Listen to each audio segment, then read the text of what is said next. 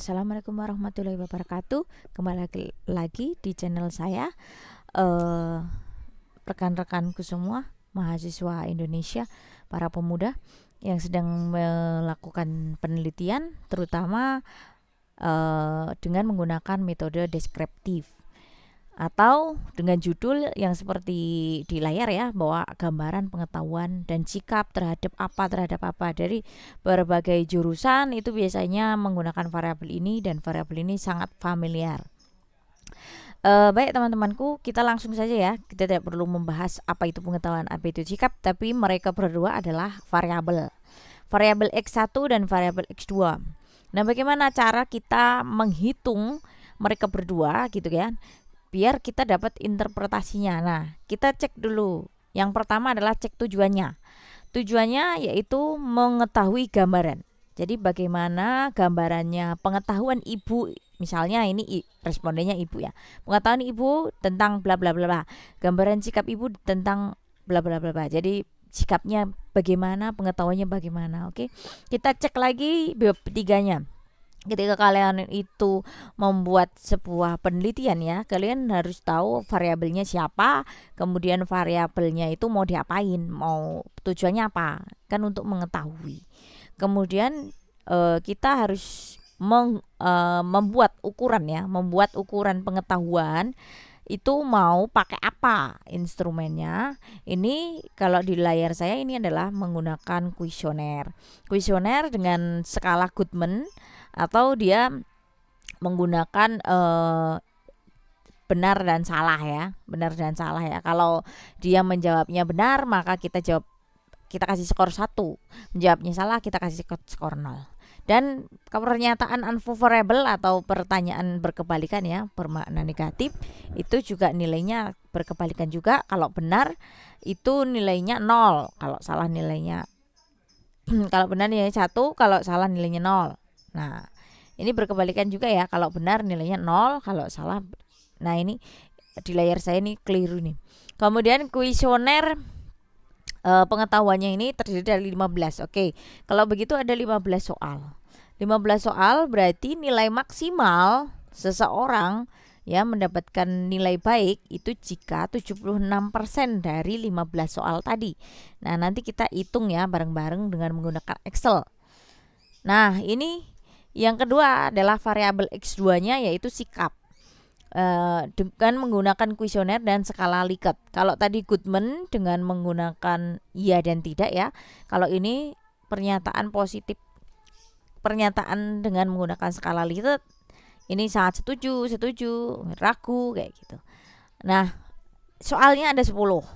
Ya, peneliti menggambarkan soal ada 10. Kemudian bagaimana mengukurnya? Mengukurnya jika dia positif, dia sikap positifnya, maka dia lebih dari rata-rata. Oke. Kemudian analisisnya sederhana ya. Kalau deskriptif, analisisnya cukup univariat. Yang biasa kita gunakan adalah P sama dengan F per N kali 100%. P itu persentasenya ya. Kemudian F-nya itu frekuensi. Kemudian N-nya adalah jumlah sampel. Oke teman-teman, kita sudah kenalan dengan variabel yang akan kita olah ya.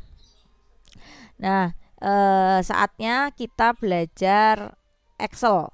Nah, kita cek dulu tadi ya. Kita balik lagi kita buka Excel. Tadi dengan dibuka DO ya, DO-nya kita buka. Nah, ini variabel pengetahuan, ya kan? Ini variabel pengetahuan dengan menggunakan dikotomi ya, skala ini dikotomi 1 0. Kalau benar dikasih nilai 1, kalau salah dikasih nilai 0. Nah, apa yang kita lakukan pertama? Pertama adalah mengassume dulu, menjumlahkan dulu. Ya. Ibarat anak sekolah, ini dia 15 soal. 15 soal itu dapat nilai bagus kalau dia 15 dapat skor 15 ya enggak? Nah, kalau kita gunakan dengan rumus ya, ini F sama dengan benar. Ini ya. Kita balik lagi ke rumus ini, F sama dengan N kali 100%, persentase yang dicari. Nah, kita cari persentasenya dulu. Maka kita pakai rumus yang di samping ini. Frekuensi. Frekuensi ini kan. Oke. Jumlah sampel atau jumlah nilai maksimalnya. Jumlah nilai maksimalnya. Maka yang kita cari adalah ini sama dengan ya, kita pakai Excel, kita buka, ini sama dengan, diklik, kemudian dibagi dengan 15. Oke, kenapa? Ini adalah nilai maksimal. Nilai maksimalnya 15. Nah, ini kita tarik ke bawah. Ting. Gitu kan. Ini kita tarik ke bawah ya. Ini saya besarin. Terus kita kasih persentase di sini. Nah, di Excel itu biasanya ada menu persentase. Ini kita tinggal. Nah, ini adalah hasil persentasenya. Oke, ini persentase. Kemudian kita kategorikan. Nah, kalau mau manual ya nggak apa-apa. Misalnya kita kategorikan ya. Kita lihat lagi DO-nya. DO-nya tadi kan mengatakan bahwa baik itu lebih dari 76% ya. Sedangkan di sini nih 100%, berarti ini baik. Oke, ini baik. Nah, kalau manual ini respondennya banyak, nanti repot. Nah, kita bikin versi Excel-nya ya. Versi Excel-nya kita ketik di atas sini. If, jika, dalam kurung dibuka, langsung diklik presentasenya ya. Kemudian lebih dari sama dengan 76, pakai persen juga. Nah, ini titik koma, tanda petik, tulis baik. Oke, tanda petik lagi, kita tutup. Kemudian kalau masih ada jikanya, ini kita ketikkan juga ya, lebih dari sama dengan 56%. 56%, maka dia cukup. Ya. Kemudian yang lainnya adalah kurang. Nah, seperti ini rumusnya, teman-teman. Nah, seperti ini ya rumusnya. Kemudian kemudian kita enter. Nah, kan keluarkan hasil baik. Jadi semua tinggal kita klik. Baik, cukup, kurang, ada kurangnya juga. Nah, tapi ketika kita masukkan ke SPSS, kita tidak bisa menggunakan string atau kalimat untuk memasukkan ke SPSS. Maka kita perlu coding. Nah, kita coding juga ya di sini, teman-teman. Kita copy aja rumusnya yang tadi. Nah, ini kita kasih sini, kasih sama dengan. Kemudian di sini dikasih kode. Kalau baik 1, cukup 2, kurang 3. Oke. Tak teks. Ini codingnya. Nah, jadi ya, ini codingnya. Oke. Untuk variabel pengetahuan,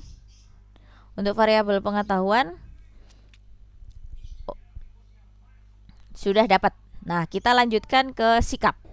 Oke, baik teman-teman, kita ganti sheet yang kedua yaitu sikap ya. Variabel sikap ini ada 10 soal. Kemudian nilai maksimalnya adalah